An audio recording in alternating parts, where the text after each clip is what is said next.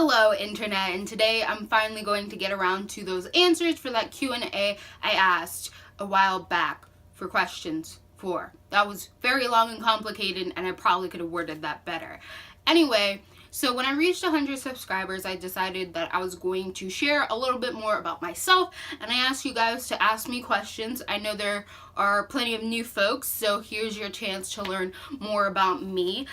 In that video, I asked a few questions, for example, of like what you could ask me, and one of the people were like, answer those first, and I have more questions. So we're just going to answer the ones that I talked about in those videos, and then we're going to go on to the ones that were given to me to answer. If that makes sense. I feel like I just over confused everything that came out of my mouth. So, my name is Chinoa. It means Dove of Peace. It is a Cherokee name. It's actually really funny. Last year, I did the whole deeper meaning of my name and did a literal translation. So my full name, when translated, is Dove of Peace, Son of Battle Elf. I think that's a hilarious name to have, and I think it fits me so well. So just some information for you. So my favorite book has to be Harry Potter, just like the whole Harry Potter series. I count it as my favorite because it is the one book series that I've read over and over. It's a series that I carry with me all the time. Simply like in my mind, I have basically remembered everything about that series. Like that exists within me, so I don't think anything could ever fully top that. We Are the Ants comes really close for the emotional background, but for nostalgia, Harry Potter. My ethnicity, my mother is half Russian, half Puerto Rican, and then my father was a black St. Lucian, so I am a black Puerto Rican. I was born in Belize, so that is a country in Central America. We actually count as like a Caribbean country as well, or a Caribbean island, even though we're coastal and we're part of a gigantic landmass. But I'll put a picture up there because not many people know where Belize is, but I was born and raised in Belize, at least partly in Belize. I was raised in partly in America, so I am Belizean. How I grew up, like I said, I grew up a lot in Belize with my grandparents, and I grew up a lot in America with my mom. I think for like my childhood years, it's about half and half in each place, for like how I grew up. So I definitely grew up in between cultures and not really sure where I fit in anywhere, because I wasn't like fully American, but I wasn't fully Belizean. So it was really confusing to me a lot when I was growing up, like, who am I and where do I fit? So what types of books did I read as a kid? This is actually a really funny story. So when I was really small, I lived with my grandparents, and my grandmother is an avid reader, so she would read to me all the time. So even when I was super young and before I could read to myself, I knew I loved stories. However, when I moved to America, I lost that narrator for me, so I was no longer read stories anymore because my mom just didn't read me bedtime stories, and I never took it upon myself to read for myself because I was like, I'm a pretty lazy person, just like I'm a procrastinator. I'm pretty lazy. So it wasn't until I was around 10 to 11 that I actually started reading for myself, and that was when I kept complaining to my mom that I was bored at school and I didn't have anything to do, and I had noticed like another girl would read during lunch, so she had bought me a book. And like before that, there was like a 3-year period in which I didn't read very often. It was just like children's books or really short books, never anything bigger than like 50 pages.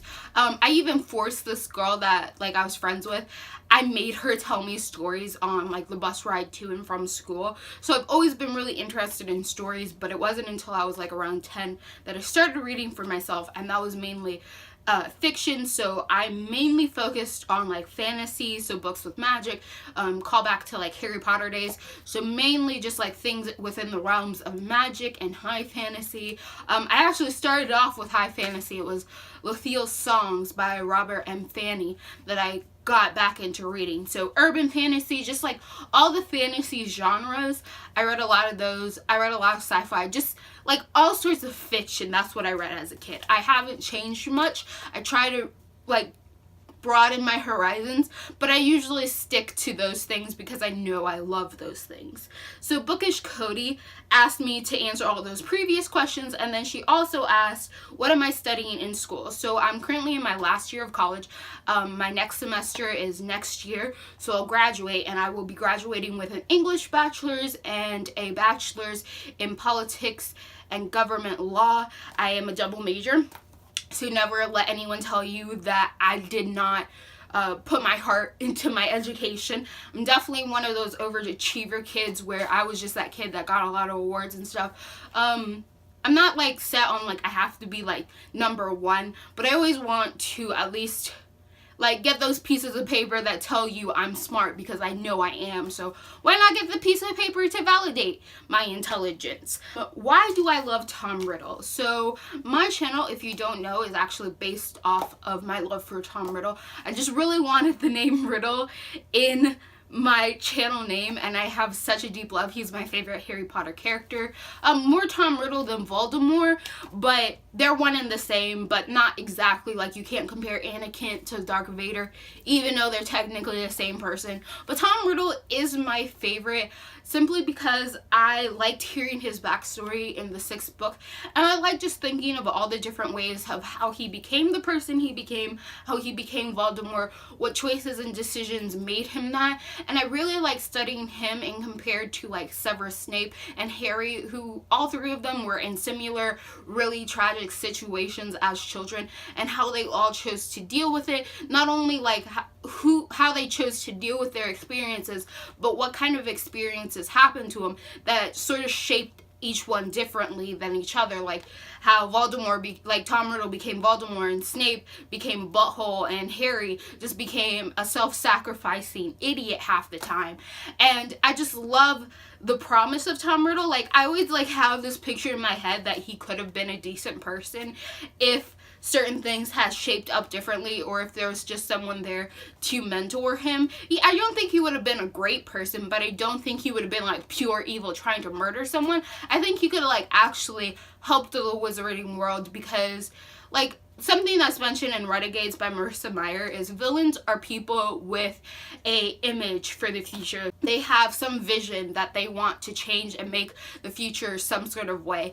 And I think some of the things that Tom Riddle wanted, and even things that Voldemort is mentioned as wanting, when you take away all of like the isms out of his propaganda, they're actually better things than Albus Dumbledore ever did. Like free rights for werewolves, equal opportunity for all creatures, things like that, where I would have just liked to see what Tom Riddle wanted and not what Voldemort wanted. Because honestly, I've never believed that Voldemort would be against mudbloods or muggleborns and half-bloods, because he is a half-blood, and he grew up thinking that he was a mudblood. Like, he grew up in Slytherin and he had a muggle name. So I never thought that he would be the person who would ever set up a system in which he would be on a lower tier than someone else, because that just doesn't sound like Tom Riddle. So I'm like really interested in seeing what Tom Riddle's ideas for the change in the future would be versus what corruption became with all the pureblood ideologies when he started losing his mind and his soul. So like it's a huge like concept in my mind, and one of the things I love about Harry Potter is just like how invested I became in thinking about it. And Tom Riddle is one of my best like case studies where I just like try thinking about like who he could have become, why he became that way. And also in the second Harry Potter movie, the actor was hot. So yeah, that's one of the big reasons why. So last question for Bookish Cody was, if I could be the main character in any book, which would it be? It would be Harry Potter. Like, I don't have any other choices. I have set in my mind, I don't care who I would be in Harry Potter. Like, I just want to live in that world, okay? I don't care how much suffering I have to do. I don't care that it's not a perfect world. I don't mind any of that. We don't live in a perfect world now, but at least in that world, I could potentially have awesome magic. Even if like I wasn't the strongest wizard, I would still have magic and it would still be awesome, and I could go like to like dragon camps and like see dragons, and I could talk to centaurs, and like just all these amazing things that I've always loved as a kid and still love now.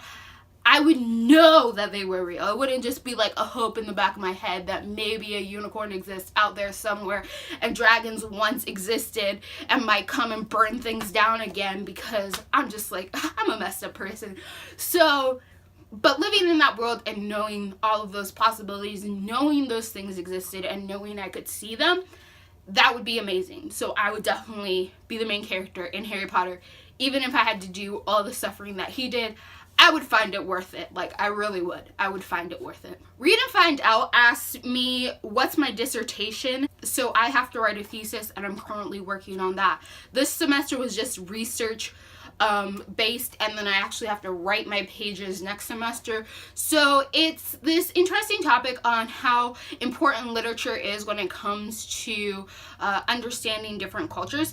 So if we have integrity in literature where we can trust the author is going to show the culture with integrity, then a reader can connect with the characters of it empathically, because humans are empathic creatures, and through understanding those emotions they can slowly understand the situation and the culture, because humans all experience the same emotions to varying degrees, whatever. We've all been angry, we've all been sad, we've all loved something. And so if we can attach that similarity, even if we have vastly different experience, even if we come from vastly different places, but if we can start on the basis of we have similar emotions and start to in place emotions that we have felt and like try to empathize with another character, we'll slowly understand why they're angry, the culture around it, the reason around it, and we'll slowly start to understand and become more open-minded and less ignorant and less hateful towards people who have different cultures than us, because we'll slowly begin to understand that like even though we have different cultures, even though like we have different experiences and backgrounds and stuff, we're all humans and we have the basic human understanding. So literature can do that for us, and the more well-read you are, the more you are informed about cultures and the more you're informed about people different from you, so you'll have an easier time getting along with more people. Even if you have vast disagreements, you'll still be able to be respectful, because you'll understand that you can empathize with a person that you might not always agree with.